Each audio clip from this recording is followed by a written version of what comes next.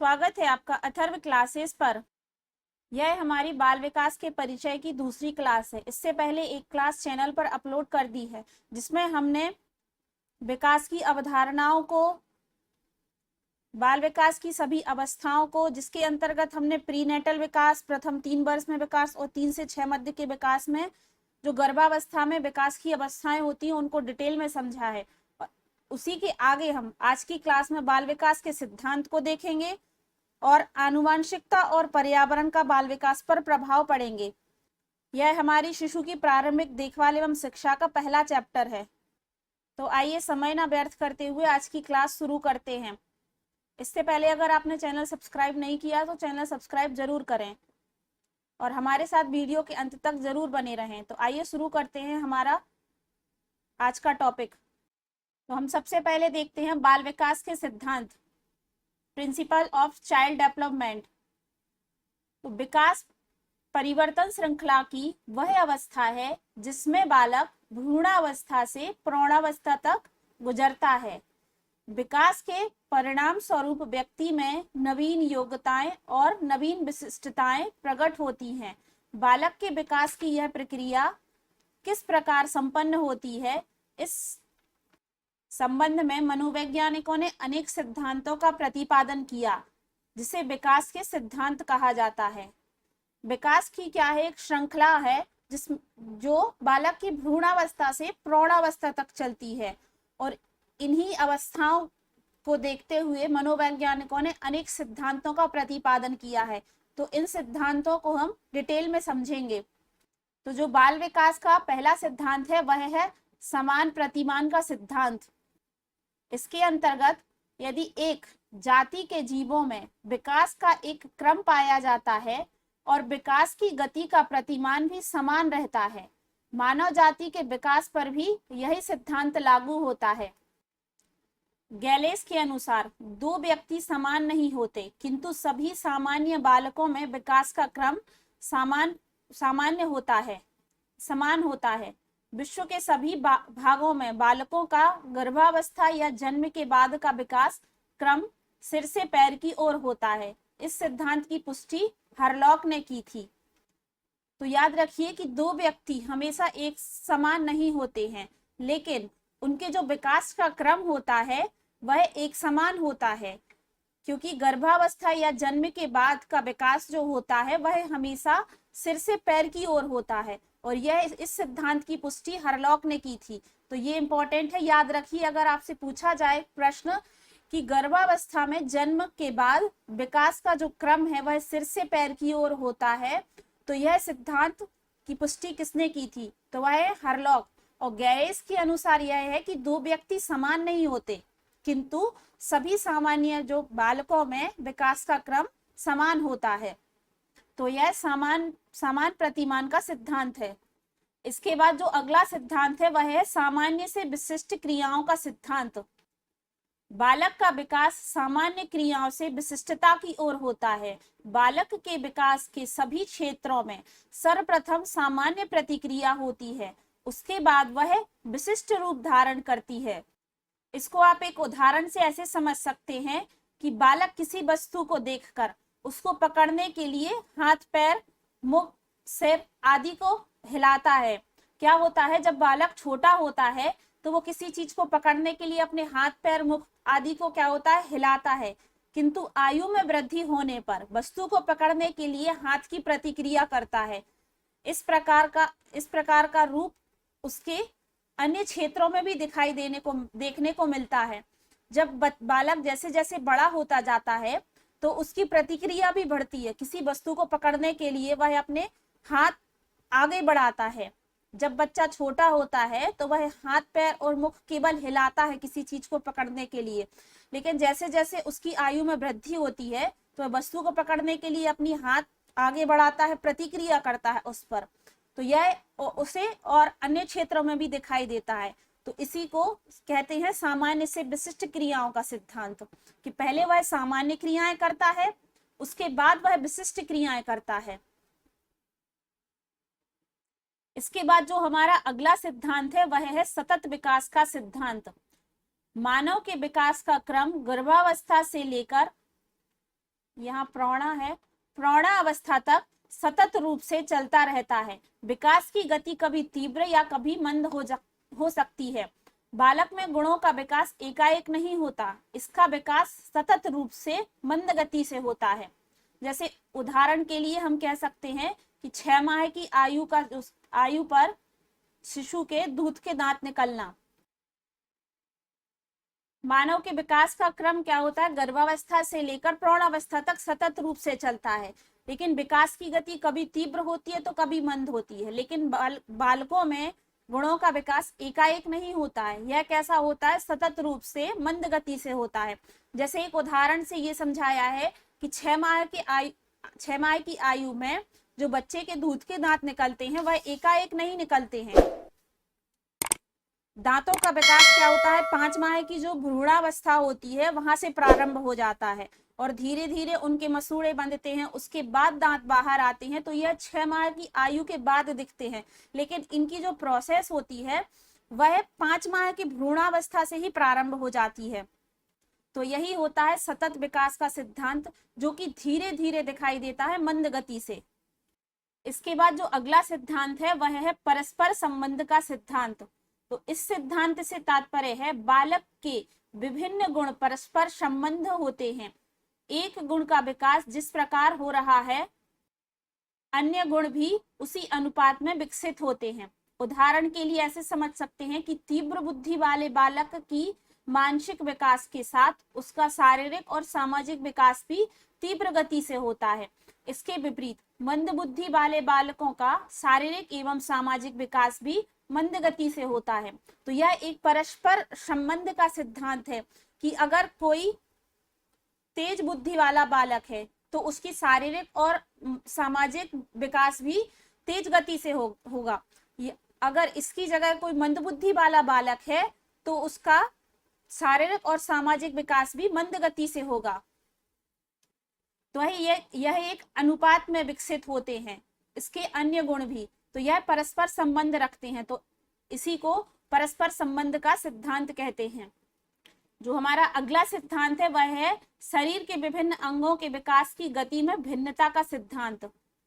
शरीर के सभी अंगों का विकास एक गति में नहीं होता, इसके विकास की गति में भिन्नता पाई जाती है। शरीर के कुछ अंग तेज गति से विकसित होते हैं और कुछ मंद गति से होते हैं। क्या होता है कि विकास की गति में भिन्नता पाई जाती है कि कुछ शरीर के जो अंग होते हैं वह तेज गति से विकसित हो जाते हैं और कुछ धीरे धीरे होते हैं। उदाहरण के रूप में हम ऐसा समझ सकते हैं कि 6 वर्ष की आयु तक मस्तिष्क विकास होकर लगभग पूर्ण आकार प्राप्त कर लेता है, जबकि व्यक्ति के हाथ, पैर, नाक, मुंह का विकास किशोरावस्था तक पूरा होता है। एक बालक के विकास में जो मस्तिष्क का विकास है वह 6 वर्ष की आयु तक पूर्ण हो जाता है, अपना पूर्ण आकार प्राप्त कर लेता है। लेकिन व्यक्ति के जो हाथ, पैर, नाक, मुंह का विकास होता है वह किशोर अवस्था तक पूरा होता है। तो यही अंतर है कि शरीर के जो विभिन्न अंग हैं, अलग अलग अंग हैं, विकास की गति भी अलग अलग होती है उनमें। तो कुछ तीव्र गति से हो जाते हैं, जैसे कि हमारे मस्तिष्क का विकास लगभग 6 वर्ष में पूर्ण हो जाता है, लेकिन जो अन्य शरीर के अंग हैं वह मंद गति से विकसित होते हैं। तो यह सिद्धांत शारीरिक पक्ष के साथ साथ मानसिक पक्ष पर भी लागू होता है।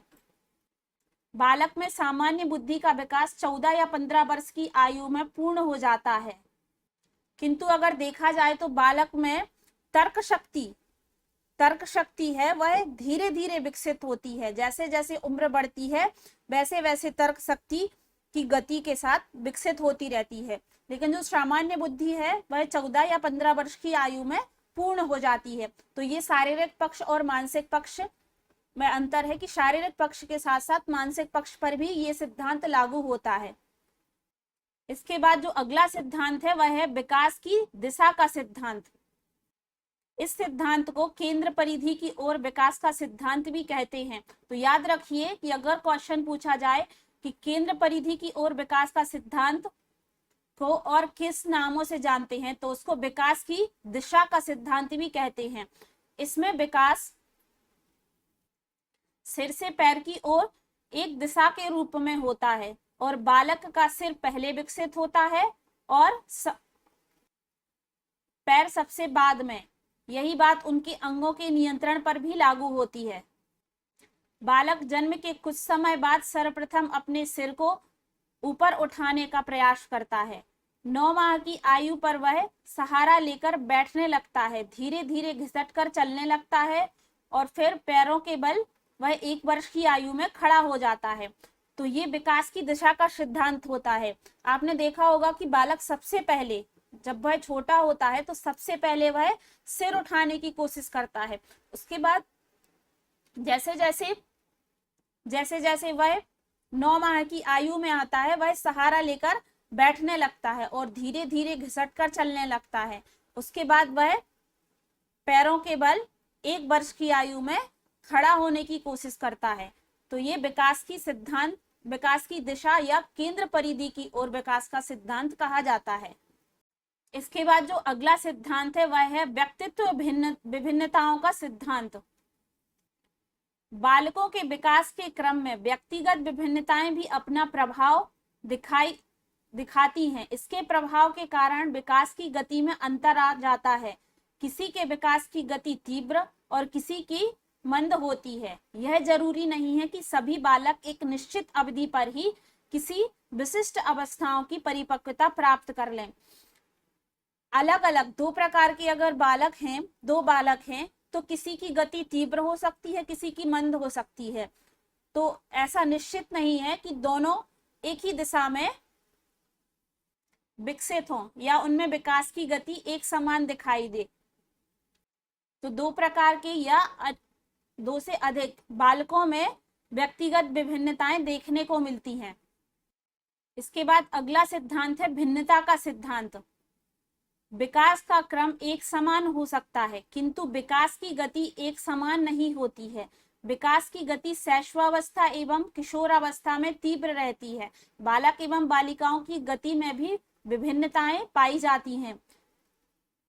विकास का क्रम एक समान तो हो सकता है किंतु जो विकास की गति है वह एक समान नहीं होती है, क्योंकि कभी वह तीव्र होती है, कभी वह मंद होती है। जैसे कि शैशवावस्था और किशोर अवस्था में यह तीव्र होती है, ऐसा ही बालक और बालिका में विकास की गति अलग अलग देखने को मिलती है। इसके बाद अगला सिद्धांत है निरंतर विकास का सिद्धांत। विकास की प्रक्रिया एक ऐसी प्रक्रिया है जो निरंतर चलती रहती है, फिर भी विकास की गति सदैव समान नहीं रहती। यह गति कभी तीव्र और कभी मंद होती है। बालक में शारीरिक और मानसिक गुण एकाएक विकसित नहीं हो जाते। उनमें भाषा का विकास एक ही दिन में नहीं हो जाता, अपितु इनकी नींव बालक में जन्म से ही पड़ जाती है। देखा जाता है कि बालक में जो भाषा का विकास होता है वह एकदम से देखने को नहीं मिलता है, वह उसमें धीरे धीरे निरंतर विकास के कारण होता है। तो यह निरंतर चलती रहती है विकास की गति। कभी बालक में शारीरिक और मानसिक गुण एकदम से देखने को नहीं मिलते, वह धीरे धीरे देखने को मिलते हैं। तो इनकी गति कभी तीव्र भी हो सकती है, कभी मंद भी हो सकती है। यह सदैव समान नहीं रहते हैं। ऐसा नहीं होता है कि कभी एकदम से किसी बालक में अकस्मात कोई परिवर्तन देखने को मिले। उनमें धीरे धीरे ही परिवर्तन या विकास दिखाई देता है। तो इसी को हम निरंतर विकास का सिद्धांत कहते हैं। इसके बाद जो अगला सिद्धांत है वह है एकीकरण का सिद्धांत। तो विकास की प्रक्रिया एकीकरण के सिद्धांत का पालन करती है। इसके अनुसार बालक अपने संपूर्ण अंग को फिर अंग के भागों को चलाना सीखता है। इसके बाद वह उन भागों को एकीकरण करना सीखता है। एकीकरण मतलब एक साथ चलाना सीखता है।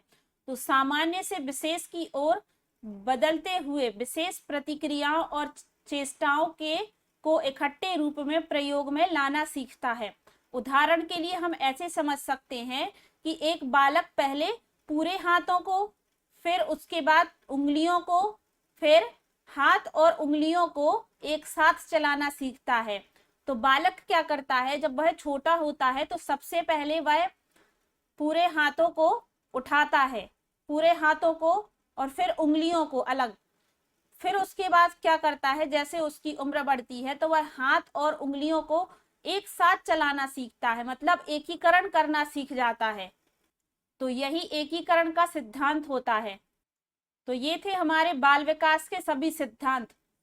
इसके बाद हम देखेंगे वंशानुक्रम एवं वातावरण का प्रभाव, जो कि एक इम्पोर्टेंट टॉपिक है। तो वंशानुक्रम एवं वातावरण के प्रभाव में मनुष्य के विकास एवं व्यवहार का अध्ययन करते समय दो प्रमुख कारकों पर बल दिया जाता है। प्रथम वंशानुक्रम और द्वितीय पर्यावरण। मनुष्य कुछ जन्मजात गुणों को अपने माता पिता से लेकर आता है तो कुछ बाहर संसार से प्राप्त करता है। वंशानुक्रम को बीज और पर्यावरण को पोषण के रूप में भी कहा जाता है। कहा जाता है कि जैसा बीज होता है वैसी ही उसकी उत्पत्ति होती है। लोगों की यही धारणा है हमेशा से, परंतु पोषण विकास की गुणवत्ता को बढ़ाता है। लोगों की क्या होती है, ऐसी धारणा होती है कि जैसा बीज, मतलब जैसे माता पिता होंगे वैसे ही उत्पत्ति होगी, मतलब वैसे ही उनके बच्चे होंगे। लेकिन इसके साथ साथ ही पर्यावरण का भी उसमें बहुत योगदान रहता है। इसके बाद हम देखते हैं वंशानुक्रम का अर्थ क्या होता है। तो लोगों का अभिप्राय है कि जैसे माता पिता होते वैसे ही उनकी संतान होती है। इसका अभिप्राय है कि बालक रंग रूप आकृति विद्वता आदि में माता पिता से मिलता जुलता होता है। उसे अपने माता पिता से शारीरिक और मानसिक गुण प्राप्त होते हैं। बालक को न केवल अपने माता पिता से वरन उनसे पहले के पूर्वजों से भी उनके अनेक शारीरिक और मानसिक गुण प्राप्त होते हैं। क्या होता है कि बालक में माता पिता के गुण तो आते ही हैं, लेकिन उसके साथ साथ उनके पूर्वजों के भी अनेक गुण आते हैं, शारीरिक और मानसिक गुण प्राप्त होते हैं। इसी को हम वंशानुक्रम को हम वंशानुक्रम, वंश परंपरा, पैतृकता, आनुवंशिकता आदि नामों से भी जानते हैं। इसको और अधिक स्पष्ट करने के लिए मनोवैज्ञानिकों ने कुछ परिभाषाएं दी हैं जो कि इंपॉर्टेंट है। सबसे पहले बीएन झा के अनुसार वंशानुक्रम व्यक्ति की जन्मजात विशेषताओं का पूर्ण योगदान है। वंशानुक्रम क्या है? व्यक्ति की जन्मजात विशेषताओं का पूर्ण योगदान है। तो याद रखिएगा, यह परिभाषा बीएन झा ने दी है। इसके बाद है वुडवर्थ के अनुसार, वुडवर्थ ने 1956 में यह परिभाषा दी थी। वंशानुक्रम में भी सभी बातें आ जाती हैं जो जीवन का आरंभ करते समय, जन्म के समय नहीं वरन गर्भधान के समय, जन्म से लेकर 9 माह पूर्व व्यक्ति में उपस्थित थी। इसके बाद है डिकमेयर के अनुसार जो इन्होंने परिभाषा दी है वह 1965 में दी है, 1965 में। इनके अनुसार वंशानुक्रम कारक भी जन्मजात विशेषताएं हैं जो बालक में जन्म के समय पाई जाती हैं। माता के रज और पिता की वीर्या कणों में बालकों का वंशानुक्रम निहित होता है। गर्भाधान के समय जिस प्रकार से संयुक्त होते हैं, एक ही माता पिता की संतानों में भिन्नता दिखाई देती है। यह भिन्नता का नियम है और प्रत्यागमन के नियम के अनुसार प्रभावशाली माता पिता की संतानें दुर्बल बुद्धि की भी हो सकती हैं। तो यही अभी हमने सिद्धांतों में भी, विकास के सिद्धांतों में भी पढ़ा कि भिन्नता का नियम और प्रत्यागमन का नियम। भिन्नता का नियम ऐसा होता है कि एक ही माता पिता की संतानें होती हैं, उनमें भिन्नता दिखाई देती है। और प्रत्यागमन के नियम के अनुसार माता पिता की जो प्रभावशाली माता पिता है, प्रतिभाशाली माता पिता, उनकी संतानें दुर्बल बुद्धि की भी हो सकती हैं। तो ये डिकमेयर ने कहा था, डिकमेयर के अनुसार, और यह परिभाषा इन्होंने 1965 में दी थी। और इन्होंने कहा था कि वंशानुक्रम कारक जन्मजात होते हैं, जन्मजात विशेषताएं पाई जाती हैं जो जन्म के समय पाई जाती हैं उनमें। इसके बाद हम देखते हैं बालक पर वंशानुक्रम का प्रभाव। तो मनोवैज्ञानिकों ने वंशानुक्रम के महत्व के संबंध में अनेक अध्ययन और परीक्षण किए हैं। उनके अनुसार बालक के व्यक्तित्व के प्रत्येक पहलू पर वंशानुक्रम का प्रभाव पड़ता है। प्रमुख मनोवैज्ञानिक के अनुसार बालकों पर वंशानुक्रम के प्रभाव का वर्णन निम्नलिखित है। तो अब हम मनोवैज्ञानिकों के अनुसार जो वंशानुक्रम का प्रभाव पड़ता है बालकों पर वो देखेंगे। तो सबसे पहले मूल शक्तियों पर प्रभाव पड़ता है, जो कि थॉर्नडाइक के अनुसार देखेंगे, थॉर्नडाइक का मत था कि बालकों की मूल शक्तियों का प्रधान कारण उनका वंशानुक्रम है। थॉर्नडाइक के अनुसार था कि जो बालकों की मूल शक्तियों का प्रधान कारण है वह वंशानुक्रम ही है। तो अगर आपसे प्रश्न पूछा जाए कि बालकों की मूल शक्ति का प्रधान कारण उसका वंशानुक्रम है, यह किसका मत था, तो यह थॉर्नडाइक का मत था। इसके बाद है शारीरिक लक्षणों पर प्रभाव। शारीरिक लक्षणों पर प्रभाव के लिए कार्ल पियर्सन का मत है कि यदि माता पिता की लंबाई कम या अधिक होती है तो उनके बच्चों की भी लंबाई कम या अधिक हो सकती है। तो शारीरिक लक्षण भी देखने को मिलते हैं। तो यह वंशानुक्रम का सबसे बड़ा प्रभाव है कि अगर माता पिता की लंबाई कम है या ज्यादा है तो उनके बच्चों की भी लंबाई कम या ज्यादा हो सकती है। तो यह बात कार्ल पियर्सन ने बोली थी। इसके बाद अगला है प्रजाति की श्रेष्ठता पर प्रभाव। बुद्धि की श्रेष्ठता का कारण प्रजाति है। यही कारण है कि अमेरिका की श्वेत प्रजाति नीग्रो प्रजाति से श्रेष्ठ है। तो बुद्धि की जो श्रेष्ठता का कारण ही प्रजाति होती है। तो बालक का जैसी प्रजाति में जन्म होगा उसकी श्रेष्ठता पर भी वंशानुक्रम का प्रभाव दिखेगा। इसके बाद है व्यावसायिक योग्यता पर प्रभाव। व्यावसायिक योग्यता का मुख्य कारण वंशानुक्रम है। वह इस निष्कर्ष पर अमेरिका के 885 वैज्ञानिकों के परिवारों का अध्ययन करने के परिणाम स्वरूप पहुंचा है। व्यावसायिक योग्यताओं का मुख्य कारण भी वंशानुक्रम है और यह अमेरिका के 850 वैज्ञानिकों के परिवारों का अध्ययन करने के परिणाम के बाद पहुंचा है। उसने बताया है कि इन परिवारों में से 2/5 व्यावसायिक वर्ग के, 1/2 उत्पादन वर्ग के और केवल 1/4 कृषि वर्ग के थे। तो व्यावसायिक वर्ग भी वंशानुक्रम का एक बहुत बड़ा कारण है कि जैसा वंशानुक्रम होगा या जैसी उनकी योग्यता रहेगी वैसे ही आगे की पीढ़ी होगी। इसके बाद है सामाजिक स्थिति पर प्रभाव। गुणवान और प्रतिष्ठित माता पिता की संतान प्रतिष्ठा प्राप्त करती है। वंशानुक्रम का समाज स्थिति पर भी प्रभाव पड़ता है। अगर माता पिता गुणवान और प्रतिष्ठित हैं, अगर माता पिता अच्छी प्रतिष्ठा पर हैं, तो उनकी जो संतानें होंगी वह भी समाज में प्रतिष्ठा प्राप्त करेंगी। तो ये भी वंशानुक्रम का ही असर होता है कि अगर जैसे पूर्वज होंगे, गुणवान पूर्वज या प्रतिष्ठित पूर्वज होंगे, तो उनकी संतानें भी एक समाज में प्रतिष्ठा प्राप्त करेंगी। इसके बाद है चरित्र पर प्रभाव। तो वंशानुक्रम का चरित्र पर भी प्रभाव पड़ता है कि जैसे माता पिता होंगे वैसे ही उनकी संतान होगी। अगर माता पिता चरित्रवान होंगे तो उनकी संतानें भी चरित्रवान होंगी। अगर माता पिता चरित्रहीन होंगे तो उनकी संतानें भी चरित्रहीन होंगी। इसके बाद है महानता का प्रभाव। महानता का बहुत बड़ा प्रभाव वंशानुक्रम पर पड़ता है। यह जो मनोवैज्ञानिक गाल्टन थे उन्होंने कहा था कि व्यक्ति की महानता का प्रभाव उसका वंशानुक्रम है। वंशानुक्रम का ही परिणाम है कि व्यक्ति की शारीरिक और मानसिक लक्षणों में भिन्नता दिखाई देती है। एक व्यक्ति कैसा दिखाई देगा, व्यक्ति का जो कद, वर्ग, वजन, स्वास्थ्य या बुद्धि या जो शारीरिक मानसिक है वह उसका वंशानुक्रम ही निर्धारित करेगा, मतलब उसके वंशानुक्रम पर ही आधारित होगा। इसके बाद है वृद्धि पर प्रभाव। वंशानुक्रम का वृद्धि पर भी प्रभाव पड़ता है कि अगर मंदबुद्धि वाले माता पिता की संतानें होंगी तो वह भी मंदबुद्धि ही होंगी, और अगर तीव्र बुद्धि वाले माता पिता होंगे तो उनकी संतानें भी तीव्र बुद्धि की ही होंगी। तो इससे उनकी ग्रोथ पर बहुत असर पड़ता है।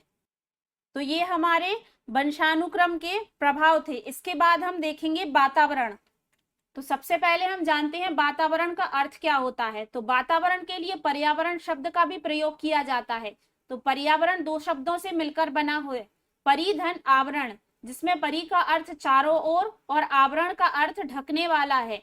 इस प्रकार पर्यावरण या वातावरण का अर्थ होता है जो चारों ओर से ढके या घेरे हुए है। तो हमारे चारों ओर का जो वातावरण है, जो कि हमें चारों ओर से घेरे हुए है, वह पर्यावरण कहलाता है। हम कह सकते हैं कि व्यक्ति के चारों ओर जो कुछ भी है वह उसका पर्यावरण है। इसमें भी सभी तत्व सम्मिलित किए जा सकते हैं जो व्यक्ति के जीवन और व्यवहार को प्रभावित करते हैं।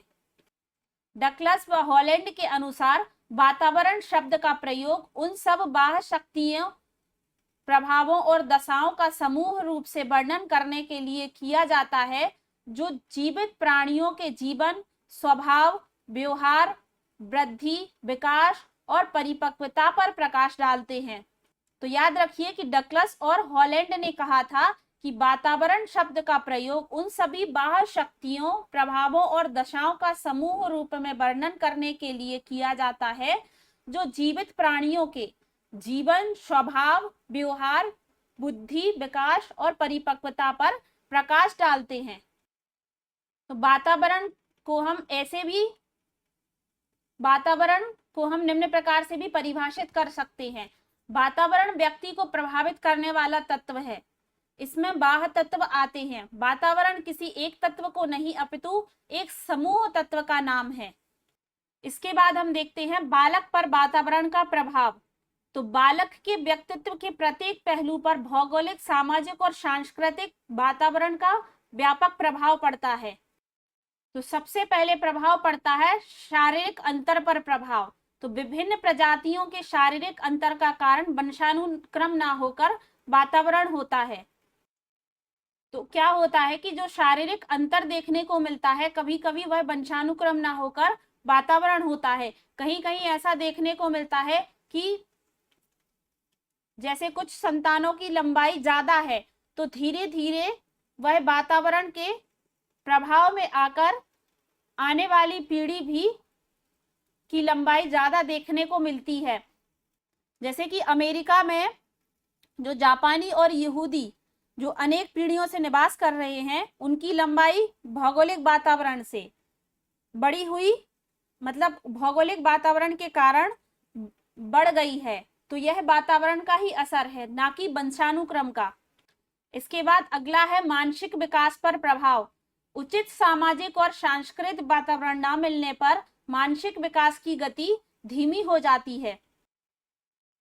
तो मानसिक विकास पर भी पर्यावरण का प्रभाव पड़ता है। सामाजिक और सांस्कृतिक वातावरण न मिलने के कारण जो मानसिक गति होती है वह धीमी हो जाती है। अगला है प्रजाति की श्रेष्ठता पर प्रभाव। तो कुछ प्रजातियों की बौद्धिक श्रेष्ठता का कारण वंशानुक्रम ना होकर वातावरण होता है। तो कुछ प्रजातियां ऐसी होती हैं कि उनकी जो बौद्धिक श्रेष्ठता है वह कई पूर्वजों से एक समान चलती आ रही है। अगर निम्न बौद्धिक श्रेष्ठता है तो आने वाली संतानें भी निम्न बुद्धि की होती जाती हैं। तो यह वातावरण का ही असर होता है, ना कि वंशानुक्रम का। तो जैसा वातावरण लोगों को मिलता है वहां के, वैसे उनकी संतानें होती जाती हैं। इसके बाद है बुद्धि पर प्रभाव। तो बुद्धि के विकास में वंशानुक्रम की अपेक्षा वातावरण का प्रभाव कहीं अधिक पड़ता है। स्टीफन का मत था कि जिन बालकों को निम्न वातावरण से हटाकर उच्च वातावरण में रखा जाता है, उनकी जो बुद्धि लब्धि होता है, IQ, उनमें वृद्धि देखने को मिलती है। तो वातावरण परिवर्तन के साथ बालक की आयु जितनी कम होती है उसमें प्रायः उतना ही अधिक विशेष परिवर्तन देखने को मिलता है। तो जो बुद्धि का विकास होता है वह वंशानुक्रम की अपेक्षा वातावरण पर अधिक प्रभाव डालता है। इसके बाद है व्यक्तित्व पर प्रभाव। तो व्यक्तित्व के निर्माण में वंशानुक्रम की अपेक्षा वातावरण का प्रभाव अधिक पड़ता है। तो लोगों के व्यक्तित्व पर, उसकी पर्सनालिटी पर वंशानुक्रम से ज्यादा उसके वातावरण का प्रभाव अधिक होता है। इसके बाद है अनाथ बच्चों पर प्रभाव। समाज कल्याण केंद्रों में अनाथ बच्चे आते हैं। ऐसे बच्चे निम्न परिवार के होते हैं। ऐसे बच्चों के लिए केंद्रों में अच्छी विधि से पालन और अच्छे वातावरण में रखा जाता है। वुडवर्थ ने लिखा था कि वे समग्र रूप से अपने माता पिता से अच्छे ही सिद्ध होते हैं।